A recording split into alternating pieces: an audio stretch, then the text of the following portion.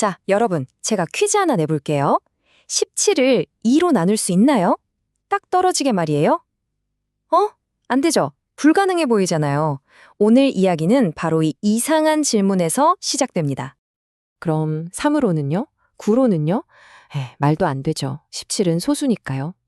그런데 이 풀릴 것 같지 않은 문제가요. 사실 아주 유명한 우화의 핵심이랍니다. 어떤 이야기냐면요. 한 현명한 아버지가 돌아가시기 전에 전 재산인 소 17마리를 새 아들한테 남겨주셨대요. 그런데 이 아버지가 남긴 유언이 정말 특이했어요. 보세요. 첫째 아들한테는 소의 절반, 그러니까 2분의 1을, 둘째한테는 3분의 1, 셋째한테는 9분의 1을 가지라고 한 거예요. 아니, 17마리를 어떻게 2분의 1, 3분의 1, 9로 나눠요? 소를 반으로 자를 수도 없잖아요.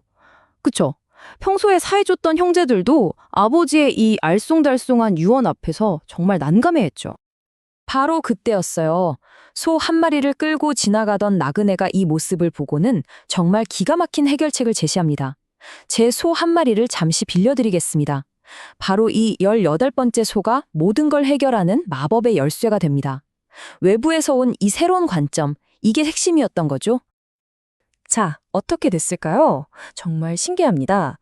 소가 18마리가 되니까 첫째가 약속대로 절반 9마리를 가져갈 수 있게 됐죠.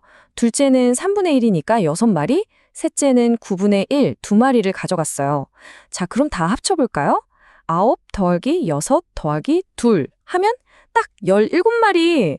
와, 그러고도 한 마리가 남죠? 그건 바로 원래 주인인 나그네에게 돌려주면 끝. 빌려온 소 한 마리가 이 모든 엉킨 실타리를 한 번에 풀어버린 거예요. 정말 완벽한 해결책이죠? 네, 이게 바로 그 유명한 17마리 소의 지혜 이야기입니다. 근데 여러분, 우리 인생이 특히나 이 복잡한 인간관계가 이렇게 간단한 수학 문제처럼 딱 풀릴까요? 글쎄요. 이제부터 이 단순한 우화가 우리 삶의 복잡한 문제들에 대해 어떤 깊은 통찰을 주는지 한번 제대로 파고 들어보겠습니다. 생각해보면 17마리 소 문제는 일종의 간단한 1차 방정식 같은 거예요. 18번째 소라는 기발한 아이디어 하나로 깔끔하게 답이 나오잖아요. 하지만 우리의 인간관계는요? 직장에서, 집에서, 친구들 사이에서 이건 답이 보이지 않는 고차 방정식 같을 때가 너무 많지 않나요? 분명 행복하려고 시작한 관계인데 어느새 골치 아픈 전쟁터가 되어 있기도 하고요. 그래서인지 한 유명한 정신과 의사는 이런 말까지 했어요. 모든 정신질환은 인간관계의 장애다. 와, 정말 강력한 말이죠. 그만큼 우리 정신건강에 인간관계가 절대적인 영향을 미친다는 뜻이에요. 그러니 우리에겐 이 복잡한 관계의 방정식을 풀어낼 지혜가 정말로 필요한 겁니다. 좋아요. 그럼 그 지혜는 도대체 어디서 찾아야 할까요? 가장 먼저 관계는 한 번 정해지면 절대 변하지 않는다는 생각부터 버려야 합니다. 관계는 말이죠. 마치 자연처럼 끊임없이 계절의 흐름을 타거든요.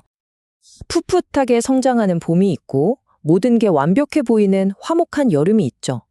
하지만 그러다 보면 어느새 좀 쌀쌀해지는 가을이 오고 급기야 꽁꽁 얼어붙는 불화의 겨울이 찾아오기도 합니다. 여기서 진짜 중요한 건 뭐냐면 이 흐름 자체가 지극히 자연스럽다는 거예요. 늘 뜨거운 여름에만 머물고 싶다고요? 그건 욕심이죠. 산이 있으면 골짜기가 있듯이 좋은 때가 있으면 힘든 때도 있는 법이니까요. 그러니 우리가 해야 할 일은 계절이 바뀐다고 날씨를 탓하는 게 아니에요. 그냥 계절에 맞는 옷을 입으면 되는 거죠. 관계도 마찬가지예요. 불화와 화목, 이 변화의 흐름 속에서 우리가 어떻게 대처해야 하는지 그 기술과 태도를 배우는 게 훨씬 중요합니다. 자, 그럼 관계에 추운 겨울이 왔을 때, 즉 갈등이 생겼을 땐 어떻게 해야 할까요? 일단 화를 꾹꾹 눌러 담는 건 최악이에요. 언젠가는 훨씬 더 크게 터지거든요. 핵심은 두려워하지 말고 그 사람에게 직접, 하지만 순리대로 내 감정을 표현하는 거예요. 그리고 내 탓이야 이렇게 싸우기보다는 우리가 왜 이렇게 됐을까? 그 근본적인 원인을 함께 들여다보는 거죠. 어쩌면 우리 둘 다 이 관계의 변화를 바라고 있다는 신호일 수도 있거든요. 그리고 이건 정말 중요한 태도인데요. 아, 나도 줄 수 있구나. 이걸 인정하는 거예요. 모든 논쟁에서 이기려고만 하는 건 피곤하잖아요. 때로는 져줄 수 있는 그 마음의 여유야말로 진짜 강한 사람의 모습 아닐까요? 남이 졌다고 속으로 좋아하는 거, 그거 그냥 좀 못된 취미일 뿐이에요. 그럼 반대로 관계가 아주 좋을 때, 여름 같을 때는 어떨까요? 당연히 그 순간을 마음껏 즐겨야죠. 하지만 동시에 일종의 균형 감각을 잃지 않는 게 중요해요. 이게 뭐냐면 아름다운 보름달을 보면서 와, 정말 예쁘다 감탄하면서도 속으로는 저 달도 곧 기울겠지 라는 자연의 이치를 아는 것과 같아요. 좋은 시절에 너무 취해서 다가올 변화의 파도를 놓치지 않는 지혜, 바로 그겁니다. 자, 그럼 이제 여기서 한 단계 더 깊이 들어가 볼까요? 관계의 계절을 이해하는 걸 넘어서 우리가 세상을 보는 방식, 그러니까 칭찬과 비난, 선과 악, 이렇게 딱 둘로 나누는 생각에서 벗어나는 지혜에 대해 이야기해 볼게요. 누군가 나를 평가할 때 우리는 어떻게 반응해야 할까요? 여기서 아주 흥미로운 방법을 제시하는데요. 칭찬을 받든 욕을 먹든 사람들 앞에서는 그냥 아, 네 하고 무심하게 들으라는 거예요. 그리고 집에 와서 혼자 있을 때 칭찬은 내가 정말 이 칭찬을 받을 자격이 있나? 하는 두려운 마음으로 곱씹어보고, 비난은 혹시 저 말에 내가 배울 점이 있을까? 하고 고마운 마음으로 되새겨보라는 거죠. 포인트는 다른 사람 말 한마디에 일희일비하면서 내 갈 길을 잃어버리지 말라는 겁니다. 착한 사람, 나쁜 사람은 어떨까요? 우린 너무 쉽게 나는 착하고 쟤는 나빠, 이런 흑백 논리에 빠지잖아요? 근데 생각해보면 상대가 나쁘다고 해서 내가 저절로 착한 사람이 되는 건 아니거든요. 사실 선과 악이라는 건 절대적인 게 아니라 상황에 따라 얼마든지 달라질 수 있는 상대적인 딱지일 뿐이라는 거죠. 어쩌면 그 나쁜 사람도 그저 어린아이 같은 순수함이나 장난기가 좀 비뚤어진 방향으로 표현된 결과일지도 몰라요. 이런 흑백 논리를 넘어선다면 그럼 우리는 어떤 삶을 살아야 할까요? 여기서 제시하는 답은 바로 뜨거운 삶입니다. 이게 뭐냐고요? 말 그대로 내 감정과 경험의 폭을 최대한으로 넓히면서 아주 뜨겁게 살아가는 걸 의미해요. 이 뜨거운 삶이라는 건요, 정말 역설적이에요. 의심할 거면 의심이라는 개념 자체를 의심할 때까지 파고들고, 사랑할 거면 나라는 존재를 잊어버릴 만큼 전부를 내던져 사랑하라는 거예요. 즐길 땐 이게 마지막 순간인 것처럼 온전히 즐기고, 심지어 미워할 때조차 그 미움의 끝에서 연민이 느껴질 때까지 깊게 미워해보라는 거죠. 욕망도 마찬가지고요. 그 끝을 볼 때까지 가보는 것, 삶의 모든 극단을 회피하지 않고 온몸으로 겪어내는 것, 그게 바로 뜨거운 삶입니다. 자, 지금까지 관계에 대한 여러 가지 지혜를 살펴봤는데요. 이제 마지막으로 이 모든 논의를 뛰어넘는 정말 깊은 통찰을 주는 이야기 하나를 들려드릴게요. 관계 문제에 대한 어쩌면 궁극의 경지를 보여주는 한 스님의 이야기입니다. 마을에서 존경받던 한 스님이 계셨어요. 그런데 어느 날 마을 처녀가 낳은 아이의 아버지라는 정말 말도 안 되는 누명을 쓰게 된 거예요. 화가 머리끝까지 난 마을 사람들이 갓난아기를 스님에게 데려와서 당신애니까 당신이 키워! 하면서 온갖 비난을 퍼부었죠. 여러분이라면 이 상황에서 어떻게 하시겠어요? 이 스님은 과연 어떻게 반응했을까요? 스님은 그저 딱 한마디 했습니다. 아, 그렇습니까? 화를 내지도 변명을 하지도 아니라고 소리치지도 않았어요. 그냥 그 상황을 있는 그대로 받아들인 거죠. 이 짧은 한마디에서 느껴지는 그 엄청난 평온함, 상상이 가시나요?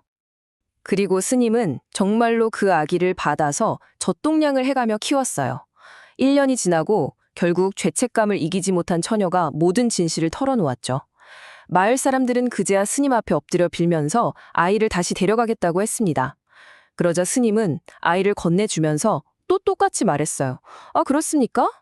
사람들이 손가락질할 때나 머리를 조아리며 사과할 때나 스님의 마음은 조금도 흔들리지 않았던 겁니다. 칭찬과 비난이라는 외구의 평가를 완전히 넘어선 경지. 이게 바로 궁극의 지혜가 아닐까요? 결국 보세요. 이렇게 거창하고 심오한 이야기를 쭉 했지만 결국 우리가 도달하는 곳은 아주 단순한 진실이에요. 사실 인간관계에 필요한 가장 중요한 지혜는요, 우리가 이미 유치원 때 다 배운 것들이라는 거죠. 여기 있는 것처럼요, 뭐든 나눠 갖고 정정당당하게 놀고 친구 때리지 않고 물건은 제자리에 두고 내가 어지럽힌 건 내가 치우고 또 누구를 아프게 했으면 미안하다고 말하는 것. 어쩌면 관계라는 고차방정식의 해답은 저 멀리 산꼭대기가 아니라 우리 모두가 거쳐온 유치원 모래놀이터에 있었는지도 모르겠습니다. 오늘 이야기는 여기까지입니다. 다시 맨 처음으로 돌아가 볼까요? 세 형제의 도저히 풀리지 않던 문제를 해결해 준 건 바로 나그네가 빌려준 18번째 소였습니다. 그렇다면 지금 여러분의 관계를 꽉 막히게 하는 그 18마리의 소는 무엇인가요? 그리고 그 문제를 풀어줄 여러분만의 18번째 소는 과연 무엇일까요? 그건 아마 새로운 관점일 수도 있고 아주 작은 양보일 수도 있겠죠. 아니면 그냥 모든 걸 품어버리는 스님의 한마디, 아, 그렇습니까? 그 마음의 여유일지도 모릅니다. 오늘 한번 조용히 생각해 보시는 건 어떨까요?